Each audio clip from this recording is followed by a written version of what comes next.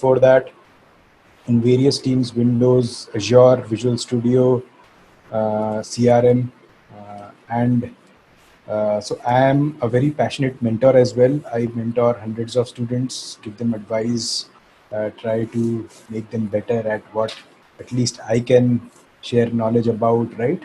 Uh, so with that, today's session is about how can, as a student, you prepare very well for your placements, and what are some of the important things that you should focus on while you're preparing, right? And so as a student, even when I was a student, we tend to overlook a few of these factors which are actually very important, but because we are in a hurry, because we are at the last moment preparing for our placements, right, so we tend to ignore a few of these things. So the attempt in today's session is to make those small but important aspects uh, come to the forefront, so that when you're preparing, even in the last moment, you will remember to take care of those things, right? And so today we'll make it interactive. I'll keep asking you questions around what you are good at, what you are not good at, right? So that you can answer, and don't no need to shy away. Even when I was a student, let me tell you, uh, I wasn't really good at many of these things. So no need to shy away or not respond. Cool. So with that, let's begin. Can everybody access the chat functionality in Zoom?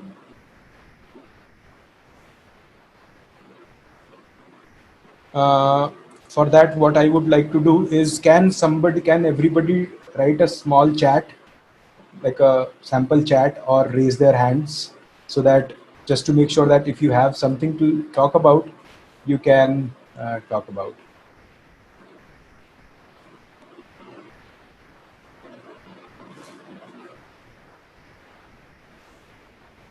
So the chat functionality is visible, right, Ayush?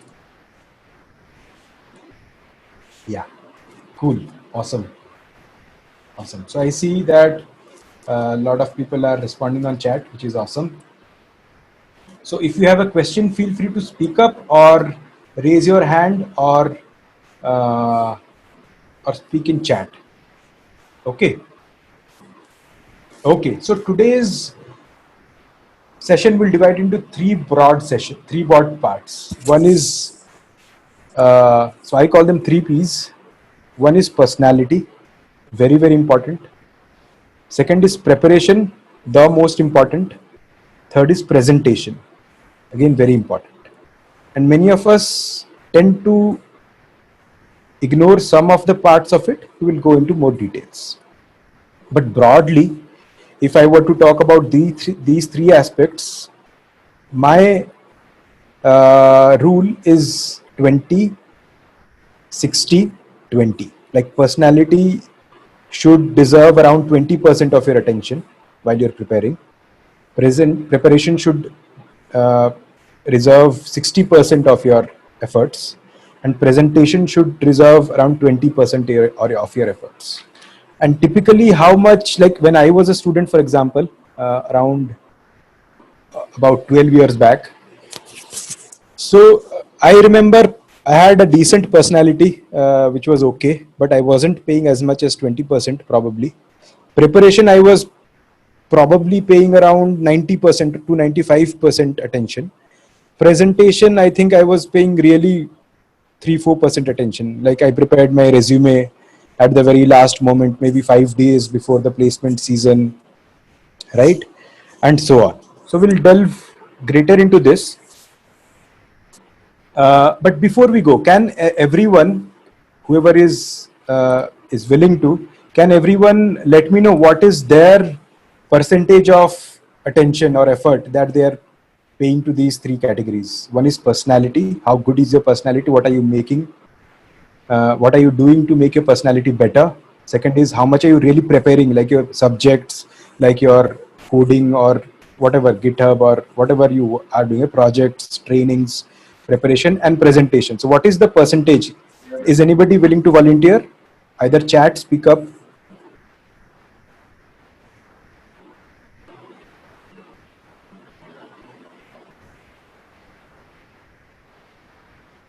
Any volunteers, guys?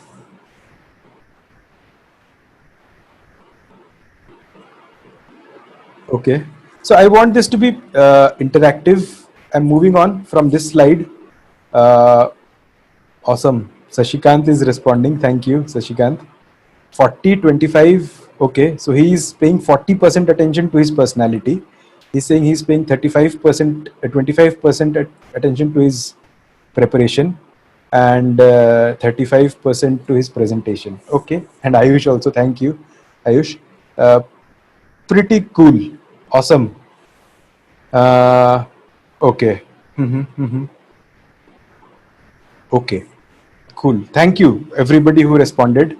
So, at least the intent of asking you was, do you have a sense how much effort are you paying on what? Because my personal recommendation is around 20, 60, 20, right? And we'll talk a little bit in more detail. What do I mean by that? So, preparation is very important topic, right?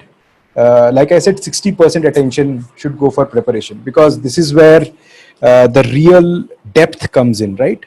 For example, thank you, Vaibhav, Sunetra, Rahul, awesome. So let's say preparation, right?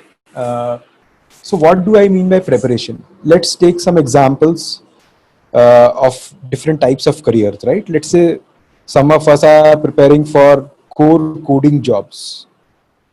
Some of us are preparing for, let's say, UX design jobs. Some of us are preparing for sales and marketing jobs, right? Some of us are preparing for some sort of management jobs, right? Maybe operations, maybe finance, and so on, right? So different types of career paths are there, career objectives are there, for which different type of preparation needs to be done. And I'll talk about a lot of tips here, but if I were to give you only one tip, that is this: pick a comparable buddy. Like, pick, let's say, for example, if you are interested in finance, then make friends with somebody who you think is very interested or very good at finance. It is important that you pick such a buddy. Similarly, if you are good at coding, or if you want to be good at coding, then it is important that you at least pick one buddy. You can pick more, but at least you need to pick one buddy, right? Because then you get a sense of collaboration, comparison, growth, right? Because without any reference point, you might call yourself good in coding, because you were able to sort 100 numbers, but in reality you might not be, right? So having a buddy will give you that reference points, right? And that reference point is important. So irrespective of what you are interested in, what kind of career paths are you choosing, please raise your hand. There is a raise hand functionality, or respond in chat if you uh, think that you have a buddy already.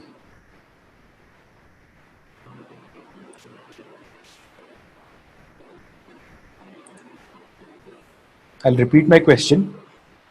In whatever career path you are interested in, if you have a buddy already, like Bharat is saying, yes, I have a buddy, some sort of buddy, some of your friend who is good. So just being a friend is not enough, right?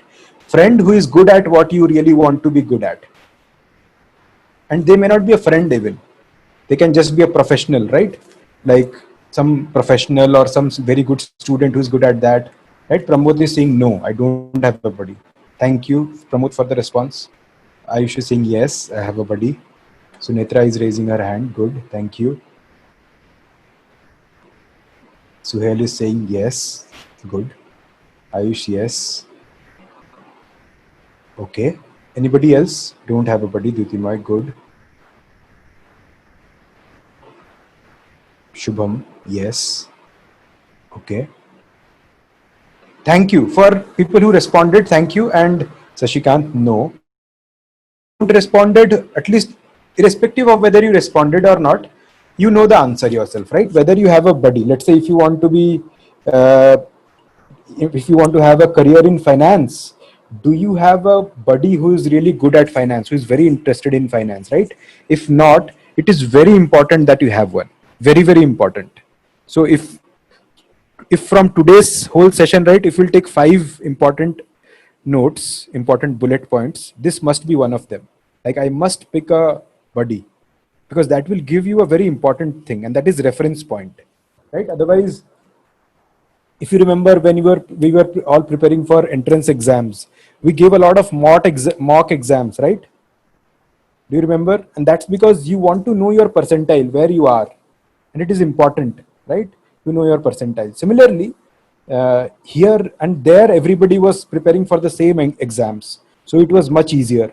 But here, once you are in college, everybody is preparing for a different kind of a career, right? So it's important that you go and pick out a buddy who is interested in that career path, right? So while we are at it, can I get a sense of what everybody is interested in? What are the career paths they are looking at? Whatever sense you have, maybe you've not even finalized, but whatever sense you have, can you respond in the chat box here? So for example, let me first, Pramod is saying probably web developer, very good answer. He's saying probably, and that I appreciate because you've not finalized. Technology management and consulting, awesome. Sashikant. Product based company, okay. But what product? Is it FMCG? Is it food product? Is it software product? Machine learning engineering, awesome. Rahul is saying web developer, awesome. Not decided, very good answer. Software products, Ditimay, thank you. Cool. So it is important that you have some sense, right? Actually, that is the prerequisite. If you have not thought, then it is super important. That's the first step. So you need to have, it's fine if you have 3 options. Like, I want to be either good at technology, I want to be, maybe I want to go into research, maybe I want to go into, I don't know, theater, maybe I want to go into fine art, maybe I want to go into design, UX or game design, right? Chartered market technician, awesome. Very different career choice. So Ayush, good.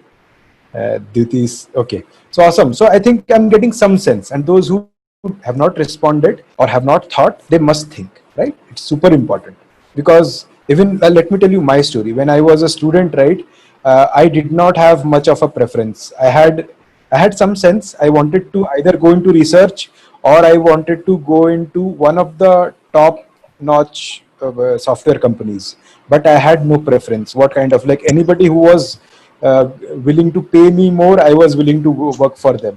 And I know that most of us, while we are students, we are in that mode. So I urge all of you to come out of that mode.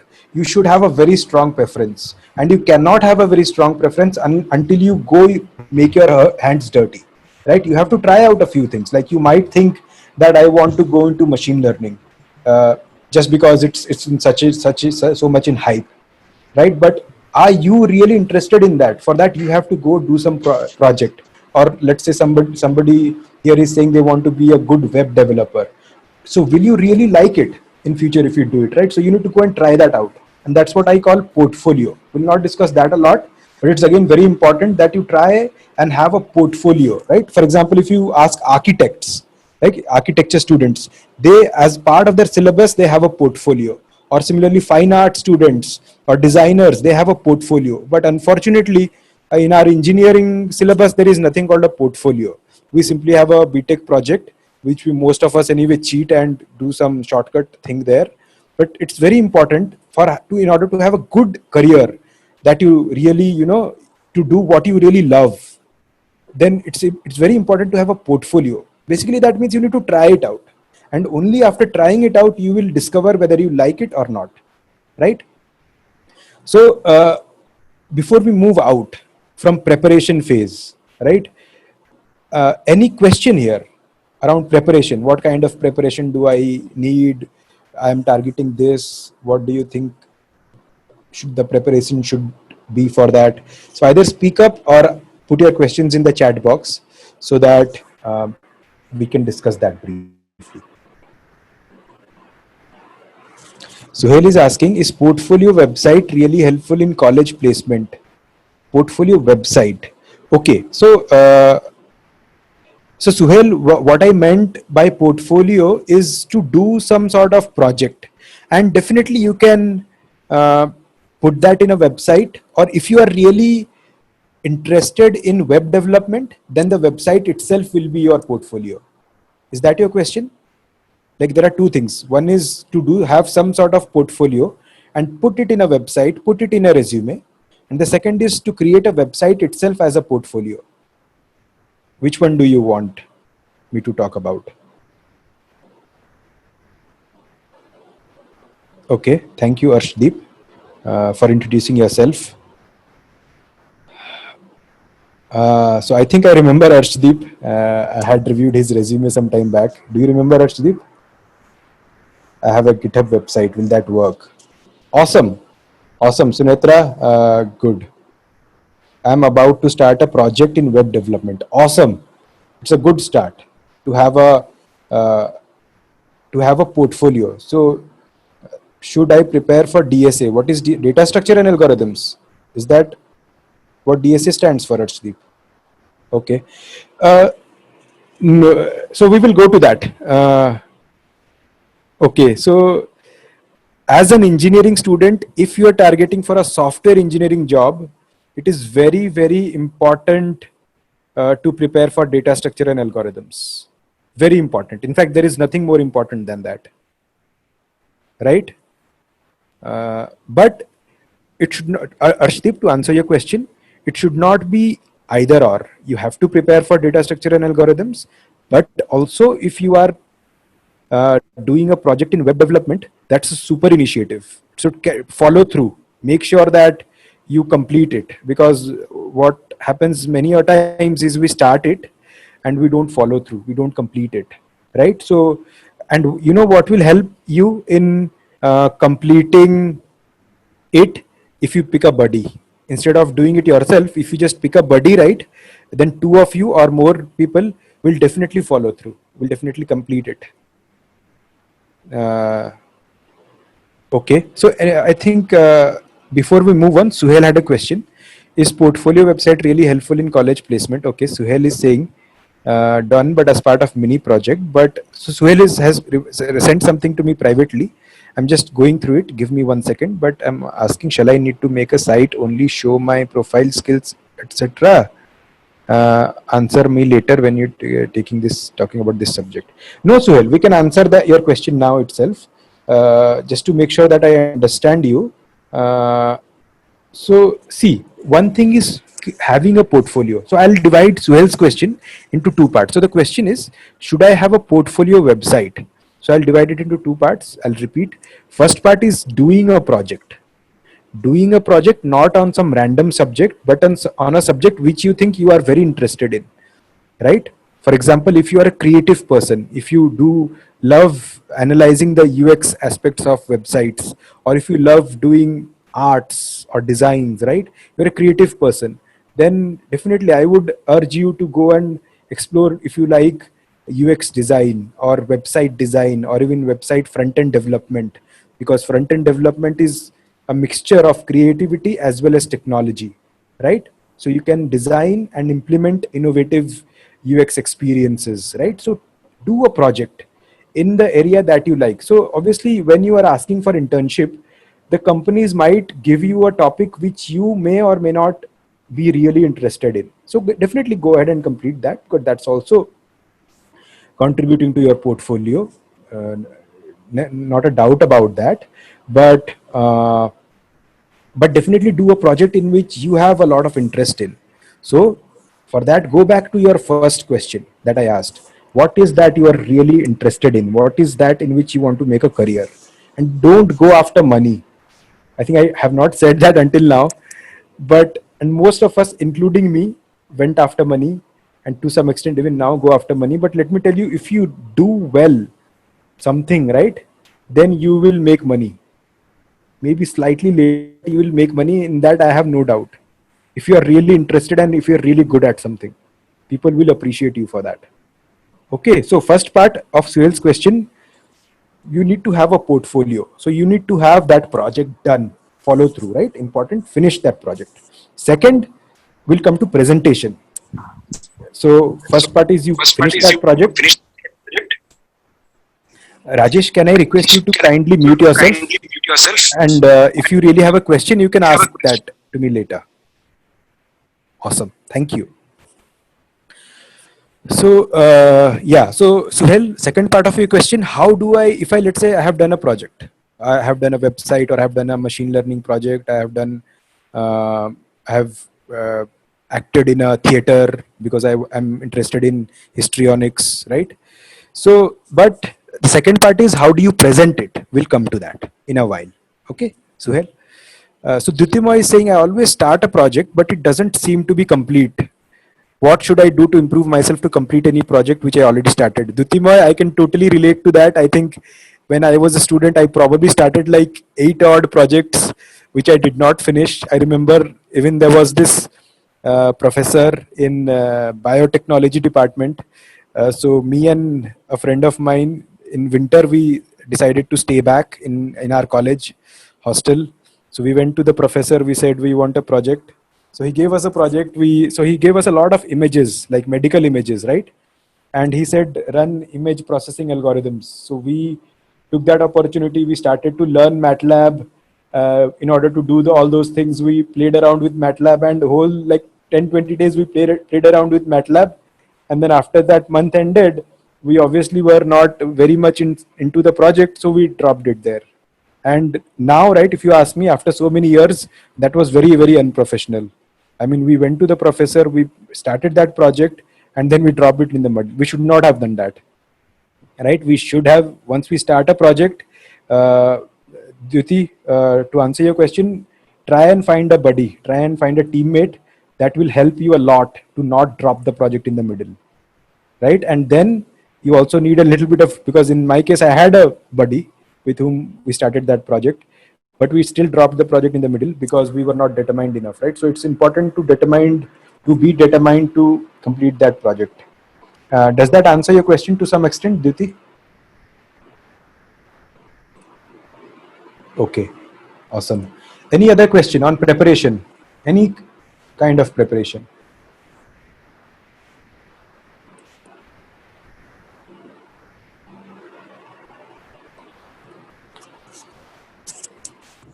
No question. We'll have anyway interaction session at the end also. If you want to reserve your question for then, that's also fine. So let's come to the second aspect, right? Which is presentation. So I will talk only 2 to 3 bullets about presentation. Uh, okay. Uh, yeah. So before that, Pramod, will come to your question. Will come to your question. Can you please remind me to answer this question at the end, because it is slightly off topic. Can you remind me to answer this question at the end? Okay, awesome. Presentation, only 2 3 aspects, because there are many forms of presentation and they're important, but at least we will discuss 2 or 3 aspects. One is dress well, one is think loud and clear, one is code clean, one is a good resume. These are 4 topics that we want to discuss. Let's go again. Dress well, think loud and clear, code clean, a good resume. Okay, let's begin again. Dress well. How many of you think that you dress well every day, not on the interview day? How many of you think that you dress well? You pay attention to your appearance and dressing. How many of you? Can you please raise hands or respond on chat? Okay, good. Jyoti, thank you. Shubham, thank you. Sunetra, Arshdeep, thank you. Satyam, thank you. Okay. Okay, how many of you think that you don't pay attention to your dressing? or may not have a good dressing sense, or you don't think that dressing is important even? Thank you, Satyam. Who else?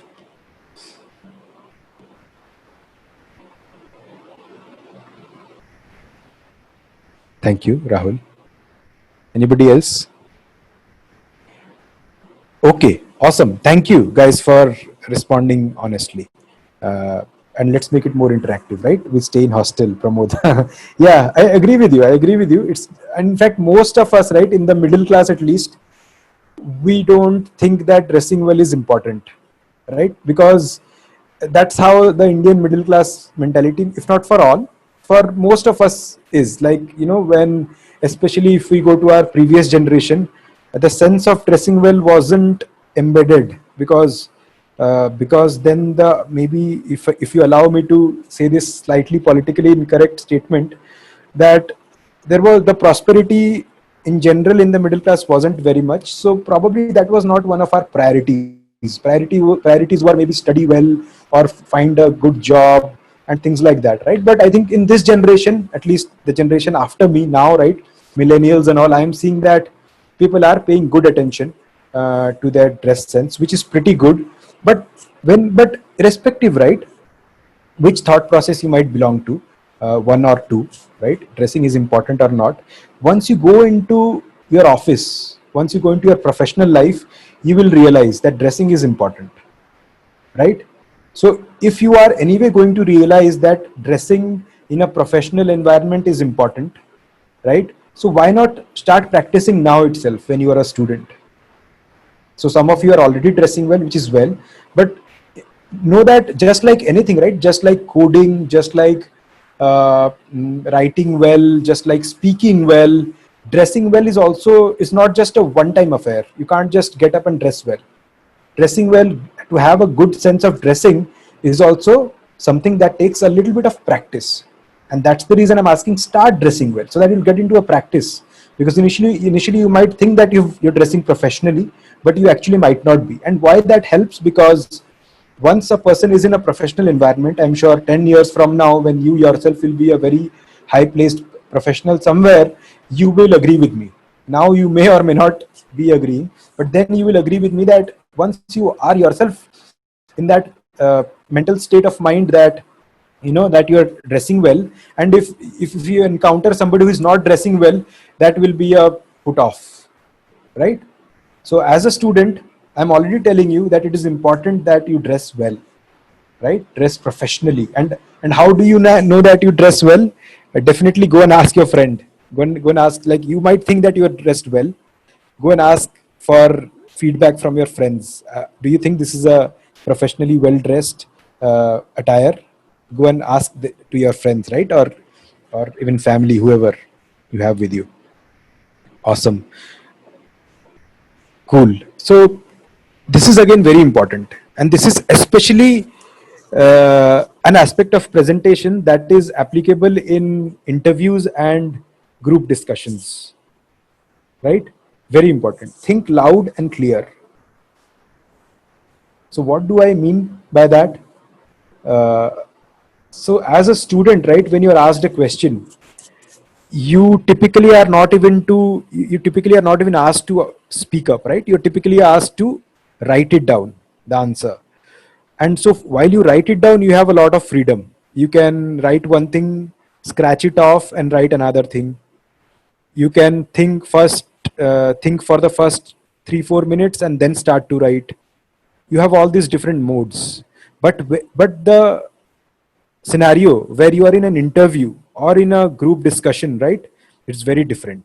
And that's why it takes a lot of practice also.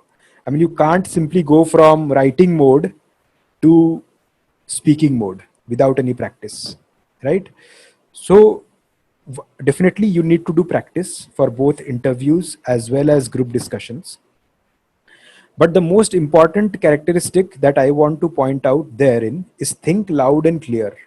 So even when you're thinking, you have to think loud. You can't say that I'm thinking and pretend to think while you are silent for 5 minutes, because that's again a put off, right? So it's preferred that even when you're thinking, you have to be loud, and you have to be clear. I mean, you can't be incoherent. Like, for example, let's say a coding question was given to me that a lot of, let's say, lot of uh, events are coming to me in a stream. I need to do some sort of classification on top of them. Let's say this is a coding question that came to me, right? Then I can think clearly that, okay, there are these many events which are coming in as a stream. So what kind of events are there? What kind of validations do I need to do? What kind of, once I do the validations, what kind of classifications do I have in mind?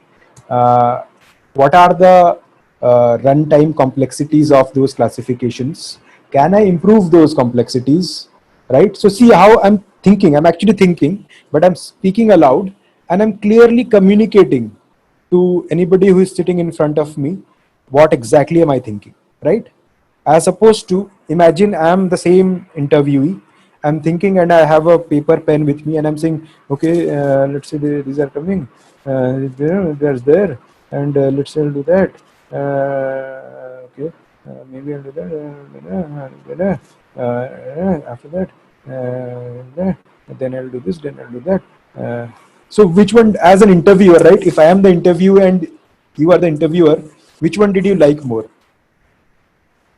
The first one, right? Because in the first one, even when I was thinking very clearly and I was thinking loudly, so that my thought process is very clear to you at every moment. The interviewer is not thinking that I'm doing something random or I'm just wasting my time, right? So any questions around this? Because I think this is very important, and I think most students, most, maybe 90% students are actually pretty bad at this. Slowly they get better as they go into industry. But student wise, right, I have been to many college placements, uh, and I have seen that most students are very, very bad at this specific quality, because simply because they are not in practice, simply because they don't have such a habit. So any question around this or any thoughts, let me know either in the chat box or speak up.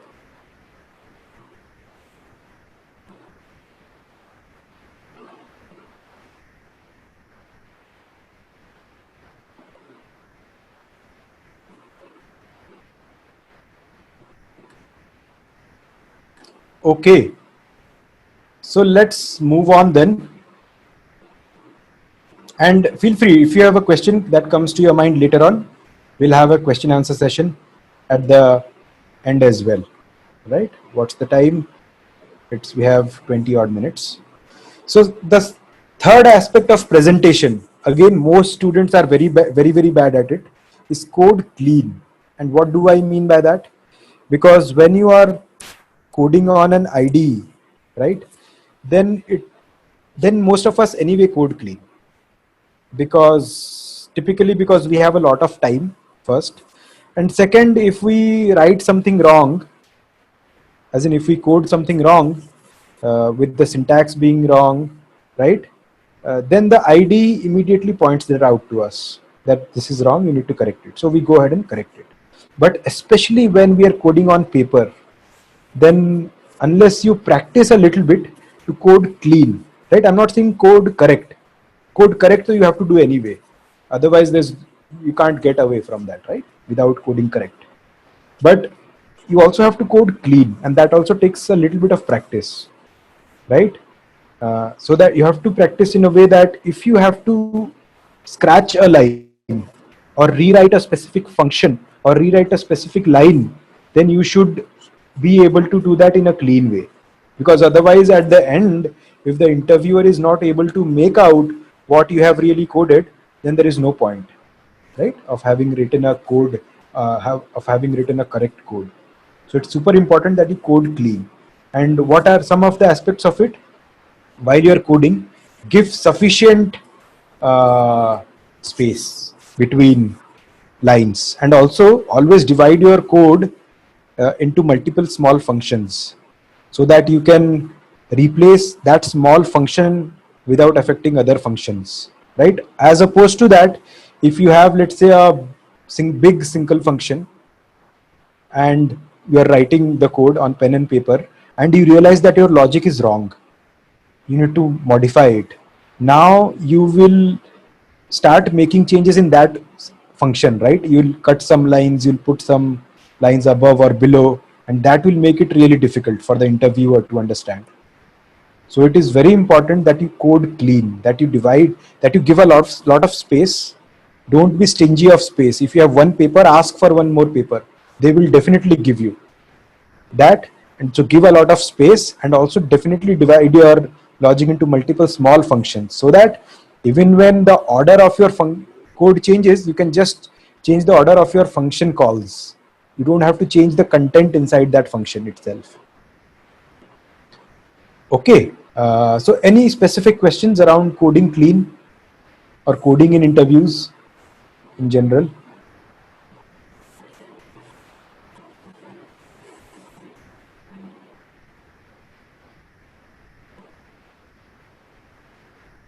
Cool. So we'll move on. But if you have any question, feel free to ask anytime. Okay. And in presentation, last but not the least, is a good resume. Right? Suhail is asking, need to use more comment lines in code. Okay. Very, very good question. So Suhail, I will say don't use a lot of comments, use a little bit of comments, as in use some comments definitely, because what is important while you are coding, right? So why are comments useful? Comments are useful for somebody who is looking at your code offline or later on. So in your interviews, right, typically they will not look at your code later on. They will not, right? They are looking at your code at real time when you're writing it. So it's better to be loud and speak out. Whatever you're coding, don't just silently code, speak out, so that you are sure that whatever is in your mind, they completely understand. Right? At the same time, it might still happen that somebody is going to be looking at your code later on. So for that, right, use some comments. Put down some comments briefly, but don't write a lot of comments, because while you are coding in an interview, right, you need to be very focused in order to get the logic right. So I will say don't divert your focus towards commenting and all, but put some comments. Does that answer your question?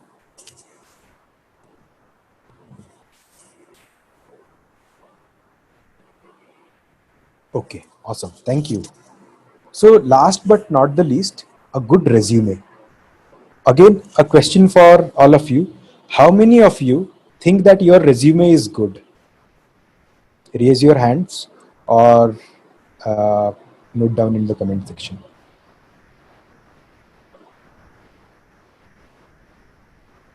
Pramod is saying he thinks his resume is good. Thank you.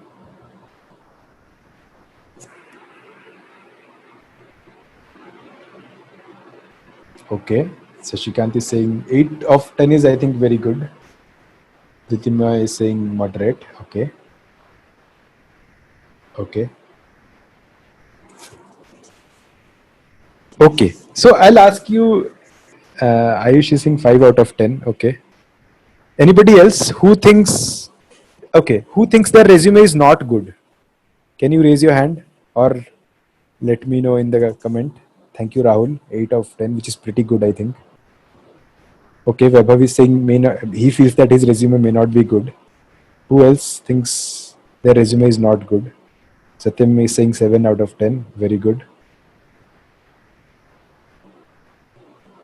Okay, Rajesh is saying he thinks maybe his resume is not good. So Netra is 7 out of 10. Okay. Thank you, everybody, for sharing your thoughts. It's actually important. I'll tell you my story. Okay, when I was a student. So we had this placement season. So back then we did not have a lot of concept of internship. So I also did not go for internship. As in I did, but that was kind of a research internship, right? Where I went for USC, University of Southern California. But we did not do a lot of industry internship, which is very popular now, right? So now everybody does industry internship, so they have a different placement. But we had straight away our placement at the end of third year. So I remember around maybe 10 odd days before the placement, I went to my friend, yeah, a few of my friends in fact, to get a format. What can be a good resume format? I got a few formats. I went ahead and edited that format and put in my details, and that was it. That was my resume, and I felt pretty good about it. And if you ask me, like I'm asking you, what is the how do you think your resume looks? I would have probably said 9 out of 10, right? I felt pretty good about my resume. But the point is this, that uh, that most of us don't know even what is a good resume, because who is the consumer or who is the customer for our resume? The industry guys, right? So we should not be the one telling whether our resume is good or not. It should be the industry people, or at least our seniors, who definitely have more experience than us, right? So if you can get hold of an industry person, I'm sure somebody must be there in your family or friends, right, who must be from the industry. Go get your resume reviewed from them, because I am clearly saying that even if you feel that your resume is 7 out of 10 or 8 out of 10, it actually might be 5 out of 10, right? That because your parameters for judging your resume and an industry professional's parameters for judging your resume might be very different, right? So it's very important uh, that you get your resume reviewed by a professional. If you don't get hold of a professional, then at least by your senior. So I am showing my resume here. I wouldn't say my resume is perfect, but this is just for an example's sake, right? Let's analyze my resume a while. And I'm not saying, again, it's not a perfect resume or anything, but what are the things that I want to point out, right? So first thing, the resume is simply one page. How many of your resumes are more than one page? Raise your hand or respond. How many of your resumes are more than one page? Arshdeep is saying, okay, thank you. Who else? Sashikant, exactly one page, awesome. 3 page, Ayush is saying 3 page CV, okay, awesome. So who else? 2 page, okay, Rahul is saying 2 page. Ayush saying 3 page CV, 1 page resume, okay, cool.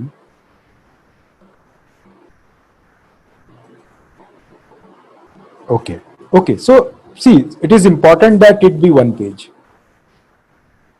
I think because I have reviewed like hundreds, right, of resume of students as well as professionals. It is important that it's one page, and the reason for it is this: if somebody is looking at your resume, they will probably spend, if it is an interview dedicated for you, they will probably spend a minute or two. But if it is like a group interview, right, or group resume review, like that, like what happens in placement, then they will probably not even spend uh, a few seconds, max a few seconds, maybe 10 seconds, that's it. So given that you are getting only 10 seconds, right, it's important that you throw out everything that's not important. Throw out everything, only have things that are important, right? So let's go through my resume a little bit. See, this is from a couple of years ago. This is not my current resume. This is from a couple of years ago. But see how I am. So who's the consumer of this resume, right? Who's the consumer of this resume? Only somebody who uh, is a potential employer, right? So that's why I am first writing work experience. And see, probably I've given, I don't know, 60% of the space just to work experience, right? I'm not being verbose, I'm keeping it bulleted. See, I'm not being verbose, I'm keeping it bulleted, and I'm clearly calling out things that I want to highlight, that I have worked in Azure networking, I have worked in Visual Studio, I have worked in Windows Server, these teams, right? And this is where I have passed out from. These are some of my previous work experience before I passed out, right? So see, I'm in one glance, they should get a complete view of what I have been up to. They don't have to turn pages. And if they are, so once they have got this complete view, then they can go through details. Let's say let's say I'm interviewing with Cisco. So they are going to be interested in networking aspects, right? So these are all the networking related things that I have done for many years, for 5 odd years, right? So then they can read through the specific details. What are the specific work experience that I have done around that, and maybe something will interest them, right? And then, so okay, I'll clear. Let's see what are the next. So these are some of the bullet points. See, there is not a single statement which is useless in this whole paper, because I have only one page to put down everything, right? So very good question, Pramod. We will come to that. Very, very good question, right? So see, this is a couple of years back. At that point of time, I was 9 years. I had interviewed 150 plus, and I had whatever, right? So I have a patent. So every single statement is important. If it is not important, throw it out immediately. You don't have a lot of time for those 10 seconds, right? Even if somebody is going to look at my resume for 10 seconds, they should catch hold of something. Then education, I'm probably giving, I don't know, 10% probably. But I am not mentioning a lot of things. I am interested in painting, art, drawing, playing kho, kabaddi, not all of that, right? I'm just putting down what is important. What is important? Only what is important. Nothing else.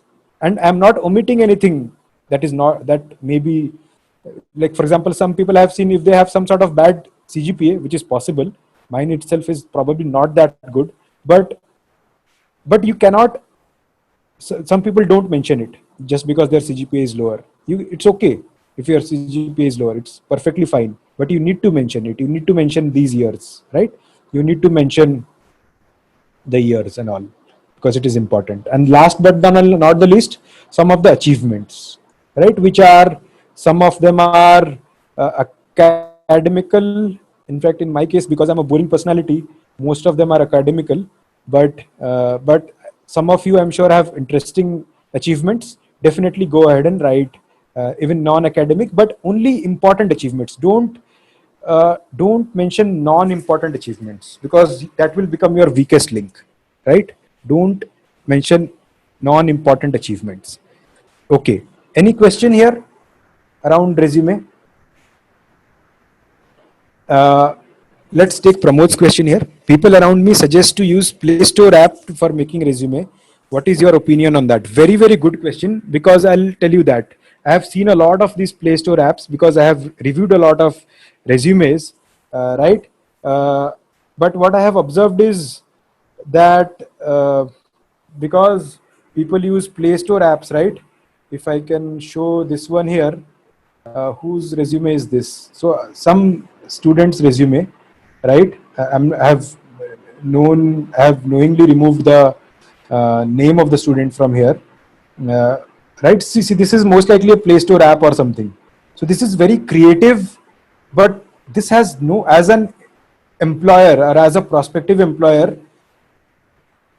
like lot of, do you see, compare my resume to this resume, this is much more creative, no doubt. This is much more creative, but as an employer, do I see, do I find what I'm looking for? There is a lot of contacts, interests, swimming, cricket, and whatever this is, and lot of description, right? But the actual thing that I'm looking for, this is okay, but whether this person has any work experience, what are the projects that this person has done, so there is no data around that, right?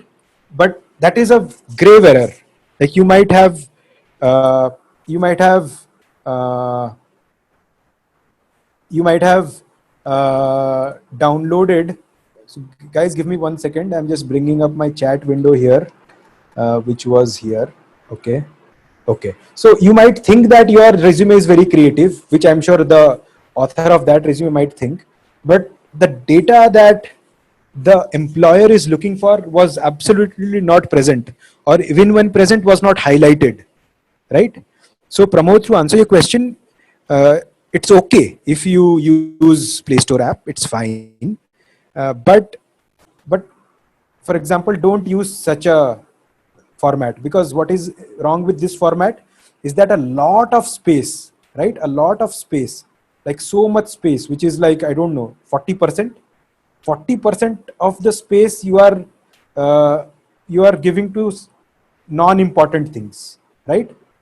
And only 60% you're getting for your critical things, and out of that 60% also you are wasting a lot of that area, right? So I would say don't get a format where the margin is so thick. Maybe if a margin is thinner and you want to talk about your skills and achievements there, which is still okay. But all these things, right, I think is useless. If I am giving 10 seconds to this student, I will read through this. I'll just look at this, and I'll just probably simply not look at this resume any further, right? I'll not shortlist this one, probably, right? So very important topic, resume. Any thoughts, any questions around resume?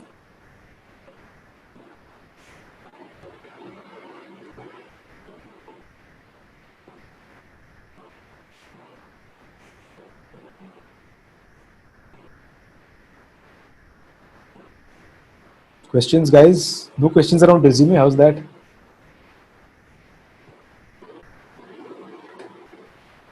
Let me bring my chat up. Okay. Okay. So if you have any question, we have some time. So, so what can you do immediately to improve your resume, right?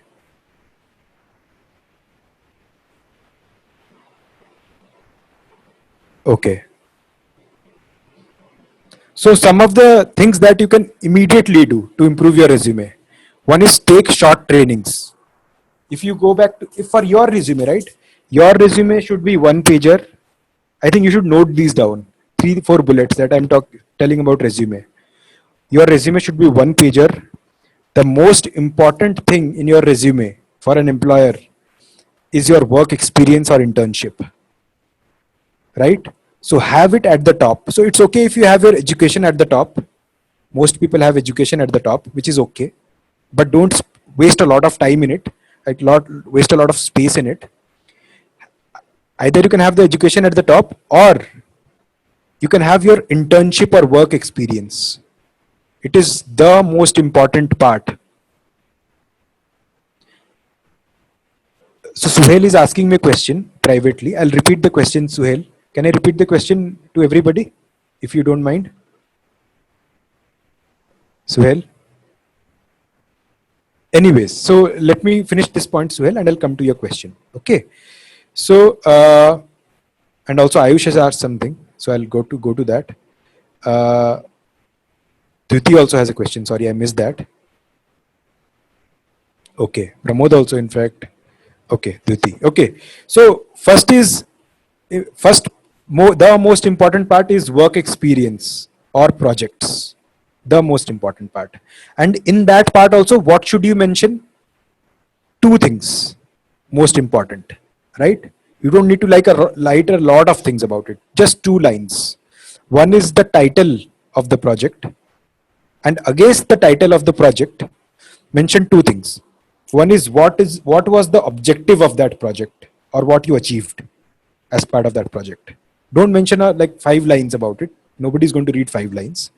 One line, what was the objective or what did you achieve? Second line, what did you learn out of it, or what technologies or tools did you use? Because these two things are the only important data points that a prospective employer is looking for, right? What did you achieve? One, or what was the objective? Two is what did you learn from it, or what technologies or tools did you use? Super important. Okay. The next, after projects or work experience, the next important section or part in your resume is your college projects, if you have any. And don't not mention it. Even if you have a small project, go ahead and mention it. Don't consume a lot of space, don't waste a lot of space, but do mention all your projects, because that is your real work experience that your employer is looking for, right? Employer is not looking for whether you have been like, whether you love swimming, or you love art and craft, or you love this and that, right? You can mention it at the end if you have some, especially if you have some achievement there in one line or part of a line, you can definitely mention that. But the most important part is, are these things: work experience first or internship, then your college projects, and then if you have done anything by yourself, like a portfolio or anything that you talked about, right? Then mention that again with those exact two things. What did you achieve? What did you learn? Or what did you use? Right? Because that's where you highlight that I have learned Java, I have learned this framework, I have learned cloud technologies, I have learned machine learning, I have done something on Kaggle, right? That's where you mention your real offerings for your employer, right? And after that, you talk about trainings, like because trainings are something that you proactively go and take, so they also showcase your proactivity. So it's important that you mention your trainings. Don't again waste a lot of time, a lot of space. Just say, this is the title of the training, this is what I learned out of it. One line title, one line title, one line. Okay, but it is important that you take trainings, because especially, let's say, if you have a little weak CV compared to a lot of your batchmates, right? Then this is how you can immediately strengthen your CV to some extent, by taking quick trainings. So take a lot of quick trainings, and take trainings which are aligned to your career objective. Don't take random trainings, of course. Take trainings which are aligned to your career objective, and then effectively mention those trainings in your resume. Then second is portfolio or GitHub code, right? So once you have a portfolio, you have a website running, right? Then you can put that website, give a link to that website. If you have checked in your code into your GitHub profile, then give a link to that GitHub profile. And for now, I think it's a must. You must have your code checked in into GitHub, and you must have its link shared in your resume. It's a must nowadays. It's not optional, because pretty a lot of students have that, which gives a very positive vibe to any interviewer or any prospective employer, right? So it's a must. Don't miss out on this one. Whatever code you have lying out it on your computer, push it to GitHub. It's very simple, and give the link for that GitHub on your profile. Okay. Then after that, like I said, get your resume reviewed with at least your senior or a professional, which we could be a friend, a known person, or anybody. Okay. So let's come to your questions now. I think that's it for today's session. We'll spend the next few minutes on answering your questions. Let's see what are some of the questions from today's session, right? So Dviti is asking, does a good resume have less space or precise? Yes. So a good resume is brief, is concise. It's not a long resume, right? It's brief, but and also it's precise. I think that's the good word that we've used. That it should be precise. It should not, like, the same achievement I can explain in 5 lines, I can also explain it in 1 or 1.5 lines, right? So do that 1 line or 2 lines max. Be very precise. Like I said, assume that the interviewer is going to give 10 or 15 seconds to your resume. Don't assume that he's going to be spending 3 minutes reading a resume, right? So don't write a lot of things in your resume. I hope that answers your question, Diti, but if not, let me know. Ayush is saying, sir, what are your suggestions for the people who don't have much experience to mention in the resume part? Okay, regarding the framing. Sure. So, like I said, Ayush, so my suggestion is this: get it reviewed definitely don't get it reviewed with your peers. You can, but that's not of much use, is what I would say. But at least definitely get it reviewed with a senior, at least, or at least with a professional. I think that is important, because they are the ones who are going to look at your resume. It's important that you give it to make sure that the content is prioritized properly. That is important, right? I mean, it may be creative, it might be nice to look at, it might be aesthetic, it might be precise, but if the priority is not right, if you're, let's, for example, if you're applying for management roles, but you're only talking about your coding skills, then the priority is not right, right? Similarly, if you're applying for a coding role, but you're talking about your leadership skills, I am president of Gymkhana, I'm a college hostel president, and this and that. These are great things, but the priorities are not aligning, right? So get it reviewed with somebody from that domain to make sure that the priorities are correct. Okay. Suhail is asking, experience in NSS, IEEE, campus ambassador, are these valuable in mentioning? Very great question, Suhail. See, I think a lot of people actually do that, right? So they just mention everything in a flat format, that I participated in NSS, I have this IEEE, I was part of this IEEE conference, I was a campus ambassador for so and so. So don't do it flatly. See, so your resume for different companies have to be different. You cannot use a common resume for everything. And I also, when in my student days, committed the same mistake, right? We cannot have the same resume for everybody. The same resume that I'm applying for PNG or ITC or Deutsche Bank cannot be the same as the one that I'm applying for Microsoft or Amazon, right? It has to be different because the priorities for those companies are very, very different. You have to prioritize the things that they are looking for. For example, if you've been part of NSS, Amazon or Microsoft doesn't care. But if you are sitting for McKinsey and you are country leader of NSS, then McKinsey, that might be a very important data point for McKinsey, right? Because that shows your leadership skills. So definitely prioritize that. I hope that answers your question to some extent, Suhail. If not, let me know. Okay. Ayush is saying, but also have to crack the internship, taking the consideration that what is there is in our bag, but also have to crack the internship, taking the consideration what is there is in his and her bag, right? So Ayush, maybe I didn't get your question correctly, but I think what I'm interpreting from Ayush's question is, like, you have to again highlight what's the best in you. I think I totally agree with that. Like, somebody else might be really great at coding, but if you are really great at maybe organizing a coding competition, or you are great at uh, uh, organizing a tech conference, or you were great at leading your class in a specific class project, let's say for building a 32-bit CPU in your own lab, right? Let's say you led that project, even when you are not good at coding. So that you need to highlight your own skills, right? You should not put your low lights at the forefront, right? I interpreted that way. Ayush, your question. Okay, let's go to Pramod's question. How to approach a company? I'm in third year BTech and I haven't done any internship, but I am currently working on a project.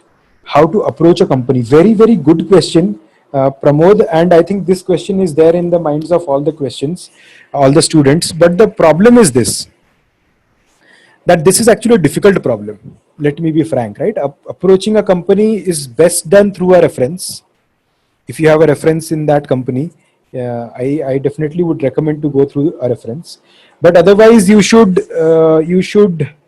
in the absence of a better word, spam a lot of companies. And because, like I said, it's very different and also depends on luck a little bit. So first of all, pay attention to the three things that I talked about, right? To your personality, to your preparation, to your presentation. And then start approaching to a lot of companies. Spam if you need to, no problem. But the prerequisite is that you need to pay attention to these three things. Because if these three things are not good, then even if a company or even if multiple companies respond you and call you for an interview, will they take you in? No.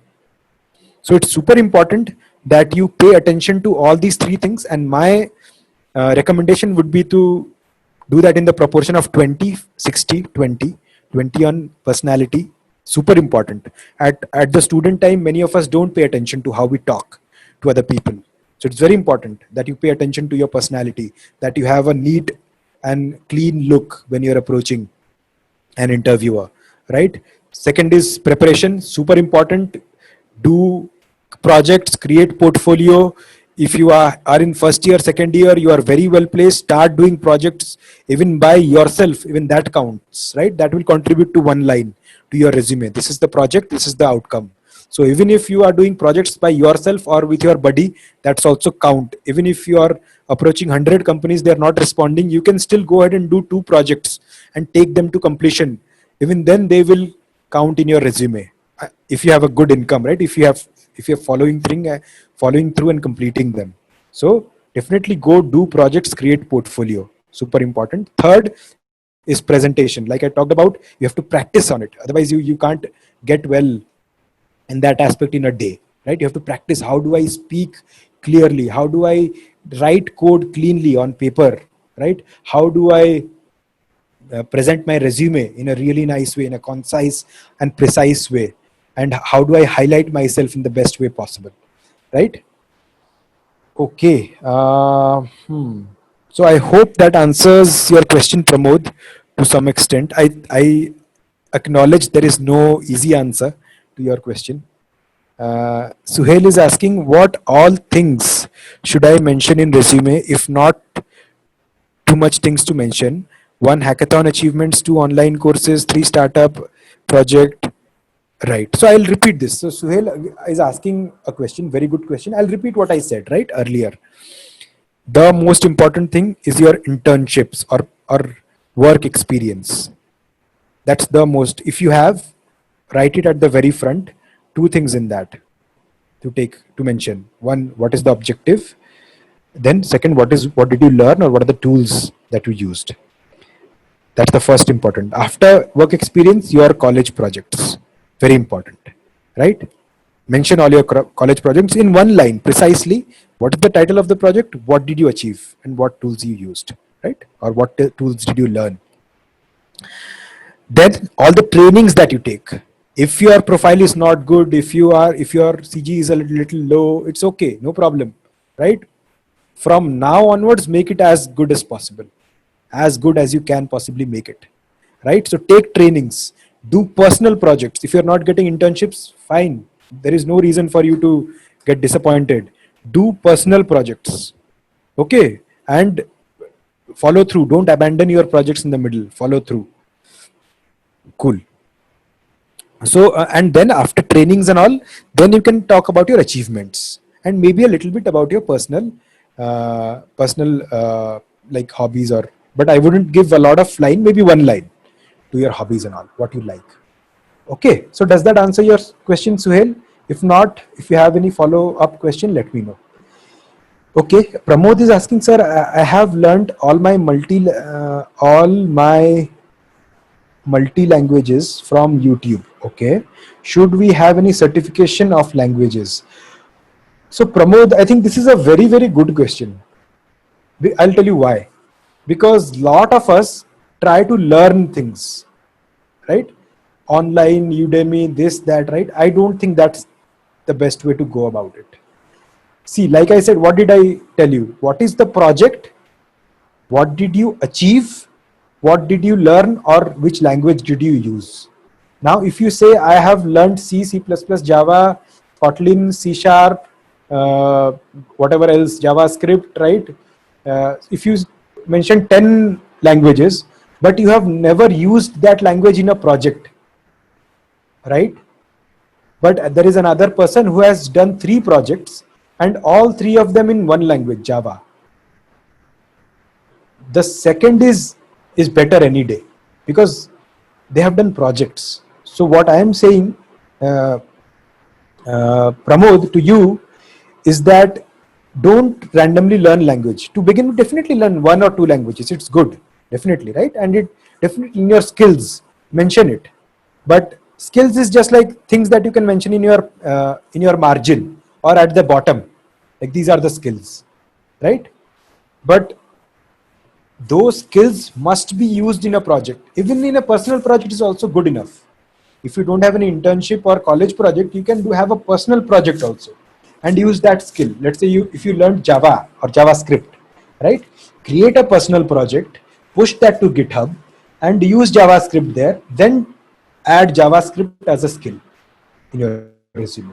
That makes sense to an employer. If you say that I know 10 languages, but I have done one project, I have used only Java in it, then the interviewer, if he does a deep dive, he will go and look at that project only. He will not typically ask you about all the 10 languages that you have learned, right? Because you need to prove your learning through a project or through an internship. I hope that makes some sense to all of you here. But let me know if you disagree or if you have a follow-up question. Okay, any other question? Feel free to speak up or write in the chat box.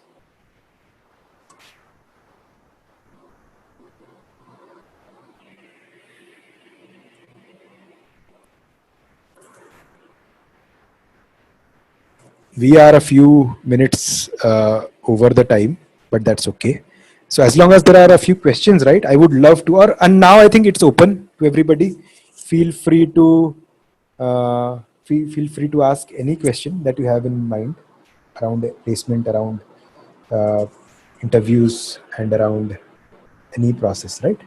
So Pramod is asking, I have asked for backend. Yeah, for backend, you had asked a question, Django or Node.js. Yeah, very good question. So I think both of them are very good, and I don't think you should learn a technology uh, necessarily based on what everybody else is doing. I mean, it's just like your language, the language that you speak.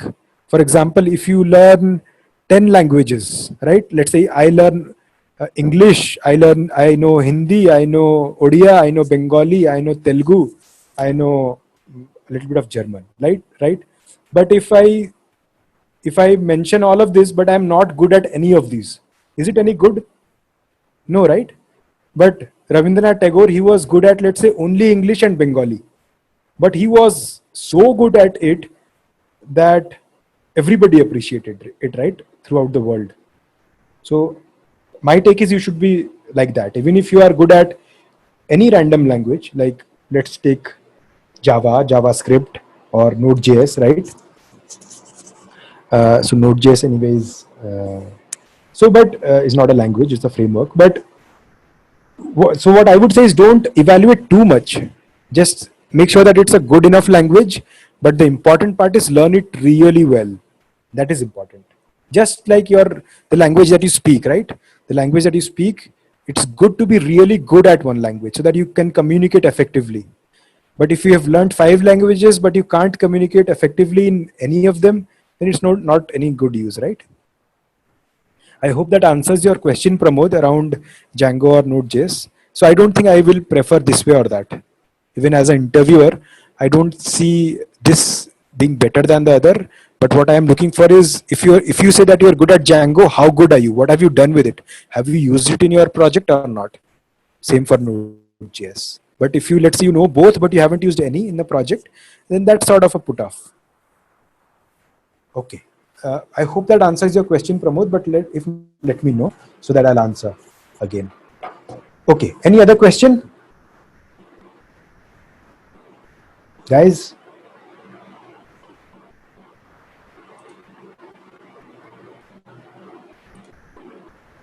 If you have a question, feel free to speak up or put it in the chat box.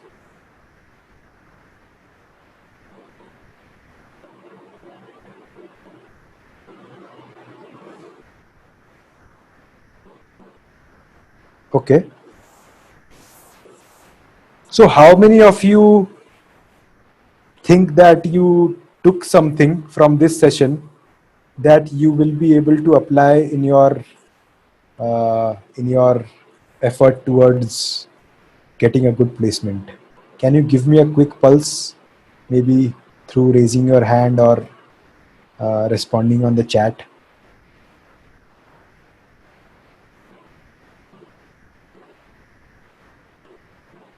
Okay, thank you, Duti. Thank you, Ayush.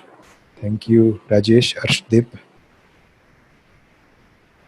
Thank you, Suhail. Thank you, Satyam.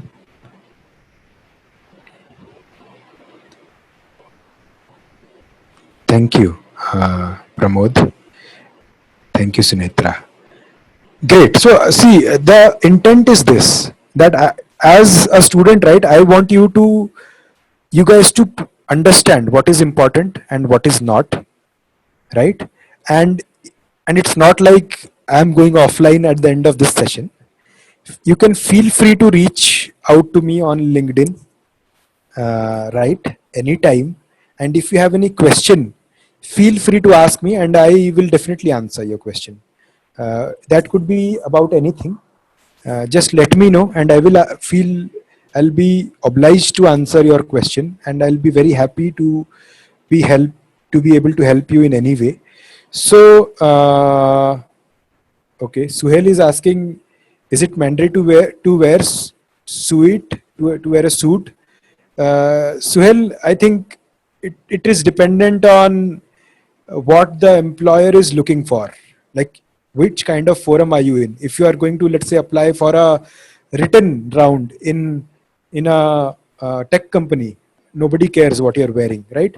But if you're going for an interview, face to face interview, then I will prefer you to wear suit. If not suit, at least a good formal clean dress, right? A professional dress. Similarly, if you're going for a management interview, then I will highly recommend you to wear a suit, right? Because it's just like you need to honor the environment that you are in. For example, if you are going to, if for example in India we go to a this housewarming party, right, to a friend's house, I can eat using my hands also, nobody really cares. But at the same time, if the same friend calls me to his wedding, to a five-star hotel, there I'll preferably not you can still obviously go ahead and eat with your hands, but it will behoove you better if you use fork and knife to eat, right? So exactly, just see, look around your environment, and then do. Like in Japan, do what Japanese do. In Germany, do what Germans do, right? So try uh, to get into that environment and not stand out in an opposite way. Okay, cool. Okay, guys, I think that's it for today. We'll wrap it up here. But like I said, the session ends here. But if you have any questions, any advice you want from me, feel free to just ask me on LinkedIn and I will definitely answer. Okay, around anything, around programming languages, around company advice, around any specific company. If I know about it, I will definitely help you out, or advise around how do you prepare yourself better. Definitely. Okay. Yeah, LinkedIn ID. Just look at my name. It's Pramit Bhuyan. I hope I'm unique. Pramit Bhuyan, software architect at Amazon. Yeah, Ayush is also sharing my LinkedIn ID, so that also I think will be useful. Awesome. So if no more questions here, I think we'll call it a meet. That's it from me for today. Like I said, Thank feel you very much, sir. It was a lovely session, and I hope guys have also liked it. And we'll see you. great. Thank you, Ayush. Bye then, everybody. Goodbye, sir. Guys, I have an announcement to make. We are coming up with a summer training program on WordPress, which will be of 1.5 months. And the main important things, we are not doing regular days of week. We will be doing it on weekend, on either on Saturday or Sunday. It will include a lot of projects on WordPress, and it will also give opportunity regarding internship only to the selected people. But see, hope everything will be fine. So we'll share the details regarding the same in the group in coming one today. So thank you very much, guys. It was lovely. And goodbye. Take care. Stay at home. Be productive. I'm going to end the session in coming 1 minute. I have also shared the mentor's LinkedIn profile link. semester is that you can go through. Please ask question. Don't feel sad asking anything because nobody is going to judge you on the basis of asking question. Because which I believe by asking question or removing your limitation boundary which in which you are bounded with. So please try to ask as much question as possible. And we at MFL are following the same as you can see. It's our main tagline to reply queries and questions to all the people which are in India, whom we are connected with and whom we are going to connect. So thank you guys for an awesome session. This is also good. Thank you guys. Have a great day. Bye.